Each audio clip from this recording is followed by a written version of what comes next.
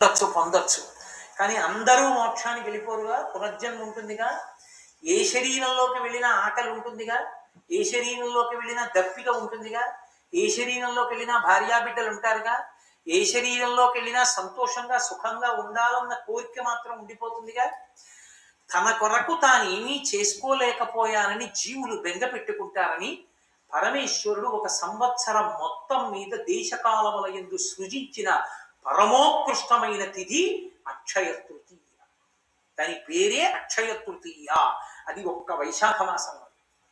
ఈ అక్షయ తృతీయకి గొప్పతనం ఏంటంటే, ఈ శరీరాన్ని విడిచిపెట్టి జీవుడు ఇంకొక శరీరానికి వెళ్ళిపోయినప్పుడు కూడా చేసిన పుణ్యాలను అనుసరించే ఇస్తారు. కర్ణుడి యొక్క కథలో నుంచి వచ్చింది అక్షయ తృతీయ. అక్షయం అంటే అది ఖర్చు అయిపోవడం ఉండదు, ఆకలి తీరాలి.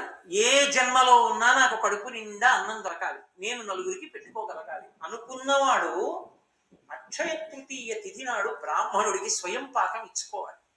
అంటే కసిని బియ్యం, ఏదో 2 దుంపలో 2 కూరగాయలో కాస్త చింతపండు, 2 మిరపకాయలు, ఓ పండు తీసుకొచ్చి ఇస్తారు. స్వయం పాకం ఇచ్చుకుంటే జన్మ జన్మాంతరముల యందు కడుపు నిండా తాను తిని తన చుట్టూ ఉన్న వాళ్ళకి పెట్టుకుంటాడు.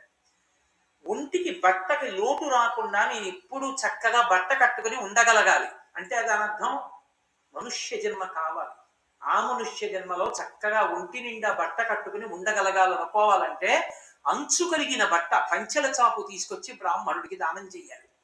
అన్నిటికన్నా దారుణమైన శాపం ఏమిటో తెలుసా జీవితానికి? నీరు దొరకదు. అందుకే చేసిన పాపం తరిమితే దాహంతో అలమటించిపోతాడు. అలమటించిపోతే 10వ రోజున ధర్మోదకాలు విడిచిపెట్టిస్తాడు. ఆ నీళ్లు తాగమంటారు, అప్పుడు తాగుతాడు. అది కూడా మీరు ధర్మశాస్త్రం జరిగితే కొన్ని చోట్ల చెప్పిన మాటలకు భయపడతాడు. కొడుకు అధార్మికుడైపోతే, కొడుకు గాయత్రీ మంత్రం చేసే అధికారాన్ని కోల్పోతే, సరే ఇంకా నేను కొన్ని కారణాలు చెప్పడం ఎందుకు సభాముఖంగా, అప్పుడు ఆ కొడుకు చేత్తో విడిచిపెట్టినా తాగనివ్వడు. ఆ కొడుకు స్నానం చేసినప్పుడు మర్మావయవముల వద్ద ఉన్న వెంట్రుకల మించి పడిన నీళ్ళని తాగమంటాడు. నువ్వు అలా పెంచావు కొడుకుని, అందుకని అలాగే తాగని చెప్తాడు. బాహుమూలములలోంచి పడిన నీటి బిందువుల్ని తాగమంటాడు. అందుకని కనీసం ధర్మంలో ఉన్నవాడు ఎవడైనా వచ్చి కాసి నీళ్ళు ఇస్తే తాగనిస్తారని, అయ్యా అందరూ రండి అని కొడుకు పిలుస్తాడు. ప్రేమ ఉన్న వాళ్ళందరూ వెళ్ళి ధర్మోదకాన్ని విడిచిపెడతారు. ఆ నీళ్లు తాగుతాడు.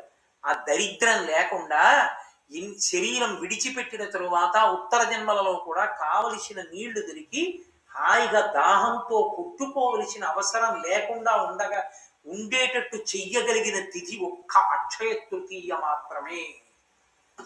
అక్షయ తృతీయ నాడు పూజ బాగా కడిగేసి, లేకపోతే కుండ బాగా కడిగేసి దాంట్లో చక్కగా నీళ్లు పోసి, అప్పటికప్పుడు తాగడానికి యోగ్యంగా ఉండాలి, మట్టి కంపు కొట్టకూడదు.